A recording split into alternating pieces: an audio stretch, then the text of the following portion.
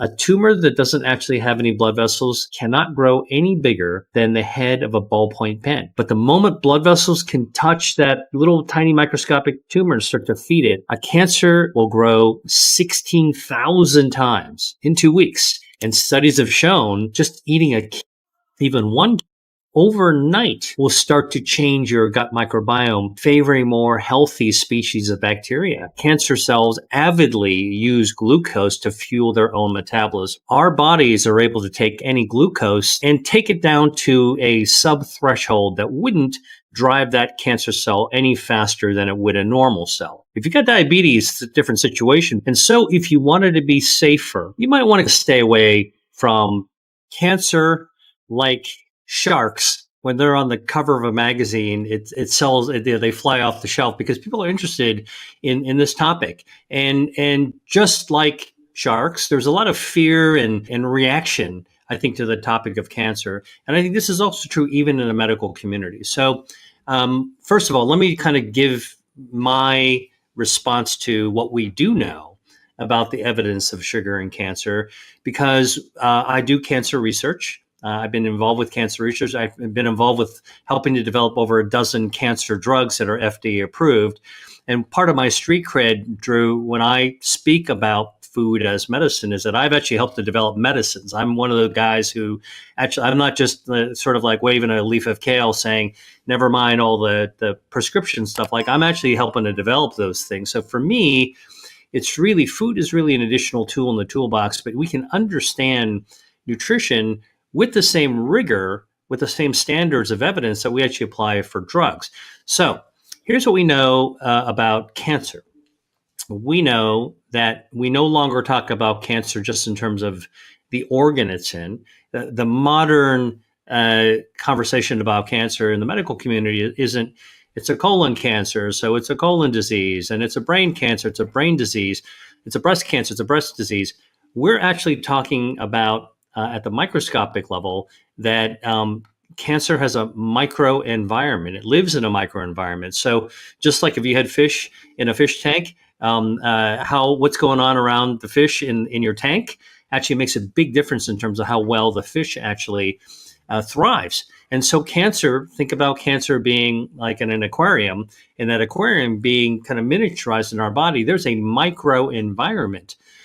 There's a little mini terrarium or aquarium around every tumor, every cancer cell. And so among the most sophisticated cancer researchers, and I count myself in that group, we now refer to cancer as very much due to related to cancer cells and the microenvironment. And where sugar comes in, along with other micronutrients in the microenvironment that feed both normal and healthy cells, is the fact that glucose is uptaken by every single cell in the body.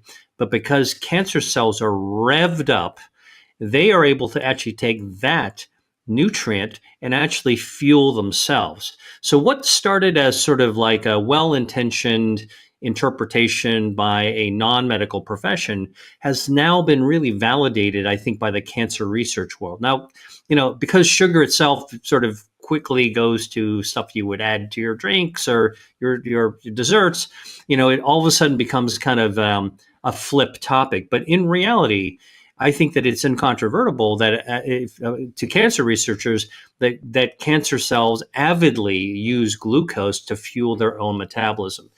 So here's where things get more sophisticated. In a typical person, let's say you or I, or someone watching this podcast who doesn't have diabetes, our bodies are able to take any glucose that we introduce by our diet and take it down to a sub-threshold that wouldn't drive that cancer cell any faster than it would a normal cell. So in other words, our endocrine system, our body's own ability to process glucose pretty much takes anything that we introduce in our stomach, and although there might be a quick spike, we'll take it back down within a few minutes. If you've got diabetes, it's a different situation because your hyperglycemic microenvironment that your whole body represents is probably contributing to the growth of that cancer to begin with. And so if you wanted to be safer, if you had cancer, struggling with cancer, and even if your sugar, your body's ability to process sugar is fine, you might want to kind of stay away from added sugars if you can. But then this is where it gets even trickier. People say, well, then I'm not going to have fruits because fruits are sweet. And fructose is turned into glucose in the body. Again, this is the slippery slope where people who are not biochemists, who are not research scientists, get into that realm where they can talk about the topic and make themselves more confused.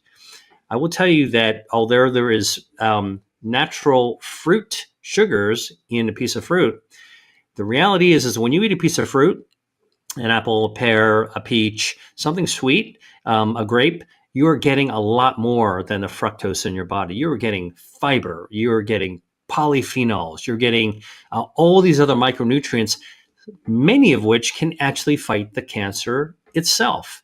And so food as medicine isn't a pill where you got good guys and bad guys and cyanide pills and cure-alls and magic bullets. It's really, food is really a complex mix. And what we're really finding when you look at the evidence, again, evidence being really important, is that by and large, plant-based foods, even ones that have some natural sugars in them, actually help reduce the risk of cancer. Although many people, myself included, have spent years, decades, doing drug development where we figure out a problem in the body and we try to figure out a targeted therapy, like a smart bomb to hit it. This is billions of dollars. It takes a decade or more to develop a single drug. The reality is, and I've come to this conclusion after, having been involved with drug development for 20 some years, is that we're not smarter than Mother Nature. Humans just can't outwit the cleverness of Mother Nature. So most of these foods that are we now know are good for us, most of them are plant-based, are enriched with not one, and not 10, but hundreds, if not thousands of different compounds, most of which we haven't discovered yet, that when we actually do study them, they wind up helping our body activate our body's health defense systems so that we can actually better resist disease. If you don't have enough blood vessels, your cells, your organs, your tissues are going to die. How do we know this? Well, if you've got a disease like diabetes that hammers on angiogenesis and you can't grow blood vessels very well, you get a wound in your leg, it's not going to heal very well. It's called a diabetic ulcer, leads to amputation. It's really a bad problem. If you're older, if you've got high cholesterol, you've got diabetes, and you have a heart attack, your heart is not going to grow blood vessels to repair itself very easily. And so basically people die because you don't have enough blood vessels to supply tissues that are in jeopardy. Same thing as a stroke. So we know angiogenesis is critical, and our body defends itself by growing just the right amount. What is the right amount?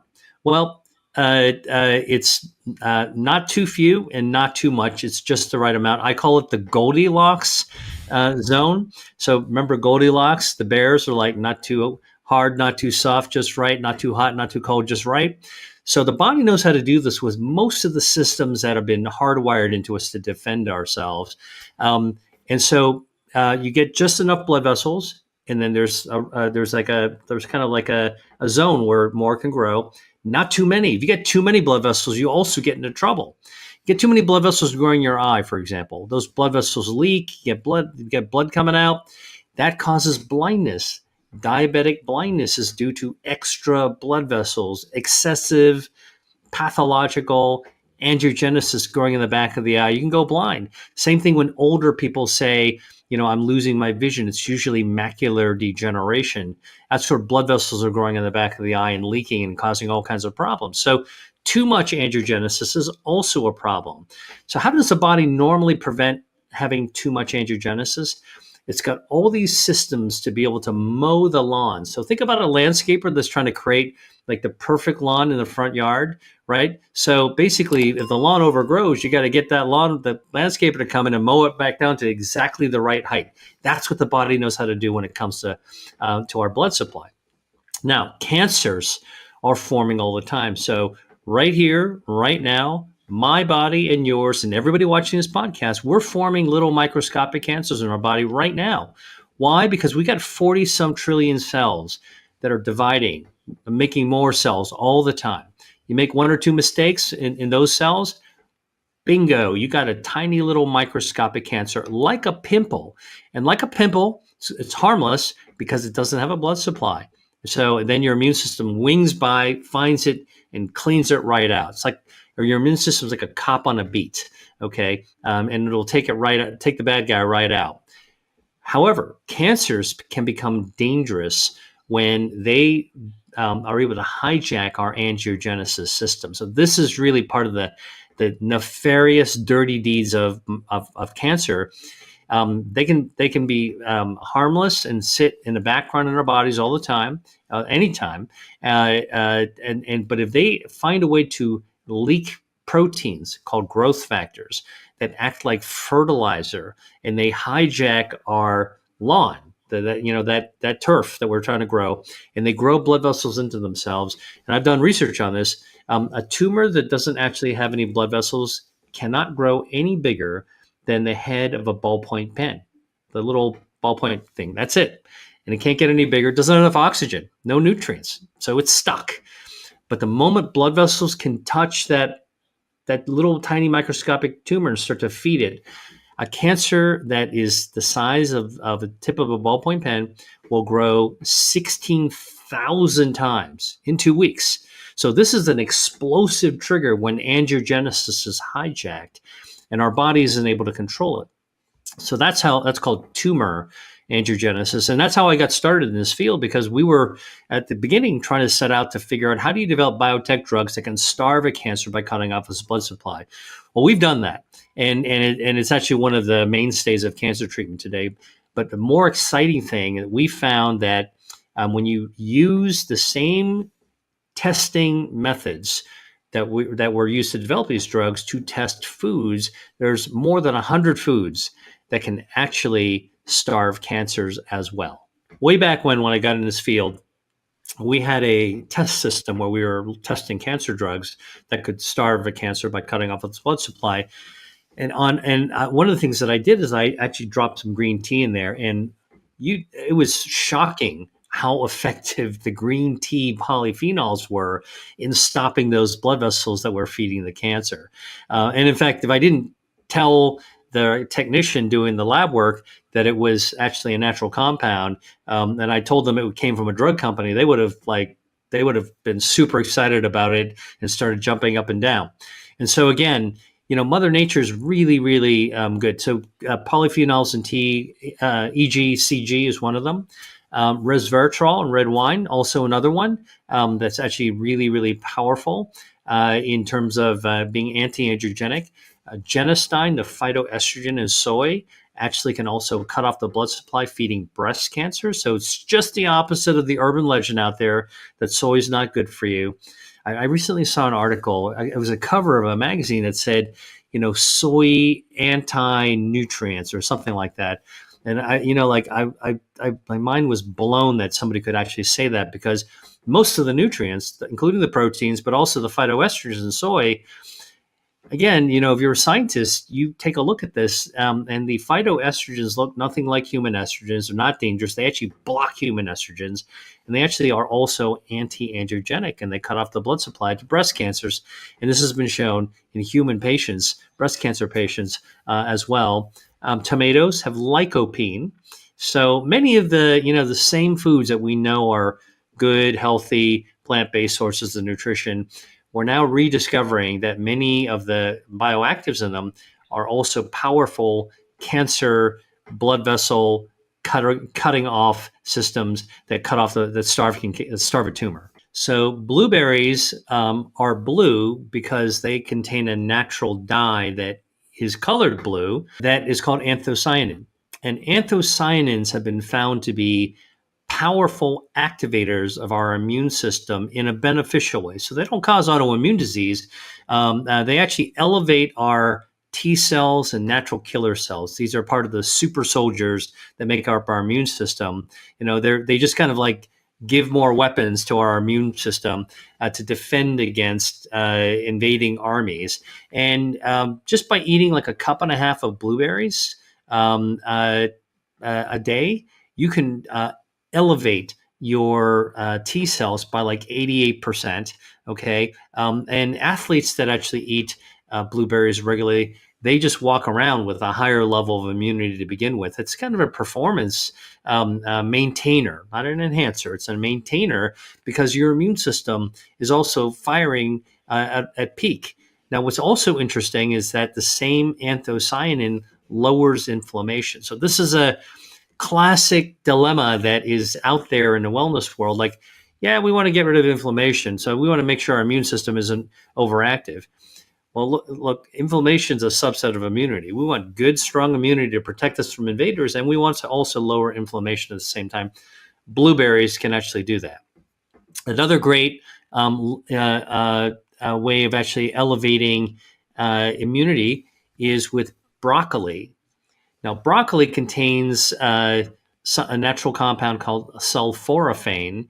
It's actually a family of different natural chemicals that kind of give broccoli its kind of unique taste. It's also in kale, chard, all these other kinds of salad vegetables. Honestly, but broccoli is particularly strong in.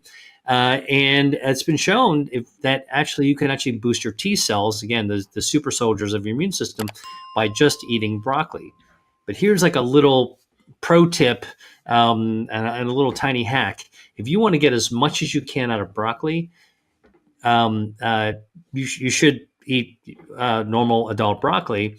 But here's the thing: the treetops are good, but the stems have twice as much of the sulforaphane. So don't throw the stems away when you're cooking it. If you don't want to saute the stems, there's plenty of recipes you can use with stems. You can put it into a blender, turn it into a soup, a little broccoli oregano soup. Amazing. Put a little vegetable stock in there. It's like a really tasty way of actually using broccoli and getting more of these sulforaphanes. But if you really want to like rock it with your broccoli sulforaphanes, you eat broccoli sprouts. These are the 3 to 4 day old baby broccoli. And it turns out that the broccoli sprouts have 100 times more sulforaphane than the grown-up broccoli. So, and actually, the study's been done looking at the people getting the flu vaccine. These are 20-year-olds, healthy 20-year-olds, just getting the flu vaccine. And it was found that if you gave the flu vaccine and gave somebody broccoli, a shake made out of broccoli sprouts, you could ramp up their immune response by 22 times. So, like, really just amp up your immune system without causing inflammation. I'm like most people, I think. When you tell me not to do something, my brain goes, well, maybe I'll do it one more time. Maybe I'll try it. And so there's a lot of human nature to how we respond when somebody says something to take something away from you. And human nature abhors deprivation. And so one of the things is, I think most of us like to have our quote cake and eat it too. And so I always felt when I was, taking care of patients and trying to counsel them on things, rather than tell them to remove things from their diet, because that's really easy to do. And there's plenty of people out there, scolding people. Fear, guilt, and shame is sort of like the building blocks of traditional counseling about nutrition. And makes you feel bad actually when somebody tells you, like you're a bad person for eating junky food. What I try to do is empower people, because I think people love to feel justified in what they like. And so in my book, I read about 200 foods that all activate the body's health defenses. And I used to say, I dare you to find in this 200 foods something like that. I dare you to find, review this foods and tell me that there's nothing that you like. And most people actually find something in 200 foods that they actually like. And I say, well, look, start with this, because what you like is already good for you. So you're already way ahead of the game. And if you can keep on adding things that you like and just understand, this is that education knowledge piece, what you like is good for you, then you can love your food and love your health at exactly the same time. And then this whole idea of anti-deprivation is that if you spend more time thinking about what to add to your body that's good for you, you'll spend less time thinking about the bad stuff, and more good things in your body kind of push out room for bad things. And if you spend most of your time fortifying your body's health defenses, those 5 health defenses, angiogenesis, stem cells, microbiome, DNA protection, and immunity with foods, honestly, every now and then you're going to fall off the wagon. You can eat something you really like, or you really want to, or everybody's eating it around you, and it's not that good for you. That's all right. Your body's got you covered. Your health defenses are there as a shield. So again, like I think that there's just a healthier way to navigate through your life. These strict diets don't work for a long time. They're unsustainable. So I'm all about how do you actually get people to feel like they're in control, and what they like to do already is actually good for them. Kiwis, right? So these sort of, I don't know, baseball shaped, little smaller baseball, furry little brown things. You cut them open, they're beautiful and green with seeds, starburst on the inside. Um, I didn't used to, I always liked kiwi, but I never really ate them very much. But I started doing the research on them, and kiwi is pretty amazing. First of all, it's a great source of vitamin C and fiber. And the vitamin C actually has tremendous antioxidant effect, and it can protect your DNA. And studies have been shown that actually if you eat one kiwi a day, it'll protect your DNA against damage by about 60%. If we ate 3 kiwis, it would actually help your body build any damaged DNA back by about 60%. And so here's something simple that you can peel, cut up, chop it into a yogurt, or just eat plain. It's delicious. You can put it into a smoothie that actually has this amazing ability to actually protect your genetic material. Like, that's so fundamental, and it tastes great and not too sweet, and it's got a little citrusy flavor. Then the other thing that's great about kiwi is that it's packed with fiber. Now, fiber is basically, a kiwi is essentially a prebiotic food. Its fiber feeds our gut microbiome. And studies have shown, there's a study done in Singapore that showed that just eating a kiwi, even one kiwi, overnight will start to change your gut microbiome, favoring more healthy species of bacteria. And so, like I always tell people, like, if I tell you something like that and you try a kiwi, you can't unlearn what I just told you. Every time you see the kiwi, you're going to say, you know what, I know there's something good about it. And then if you remember what that is, that's really what I try to do with my course, is really try to teach people how to make it second nature to make great choices. I learned about Akkermansia because one of my colleagues, Dr. Laurence Zitvogel in Paris, was studying cancer patients. So we're back to cancer again. And she was studying like 200 cancer patients with different types of cancers.